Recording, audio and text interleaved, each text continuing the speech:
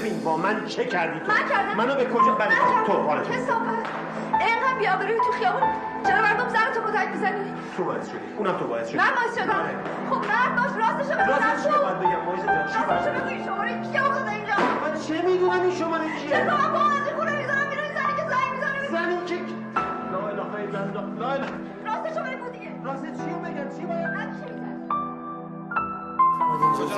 بفهمید اینجا امضا کنه وقت دادگاه رو هیچ کی نمیفهمه فقط تو میفهمی. نه تویی که همه چیزو میفهمی. بفهمید وقت دادگاه رو نگید لطفا باشه با بفهمید امضا تکلیف کنه من چی میشه؟ من فقط 40 روز مهلت دارم. خانم اینجوری نیست که هر کی مشکل کوچیکی پیدا کنه مشکل من کوچیک طلاق یعنی بگیرم چی؟ مشکل کوچیک یعنی چی حاج آقا؟ مشکل من مشکل کوچیک نیست. من مسئله دخترمو دارم. بفهمید خانم ایشون هم دخترشه ایشون هم حق داره من قاضی ام تشخیص میدم که مشکل شما مشکل کوچیکیه بفرمایید امضا کنید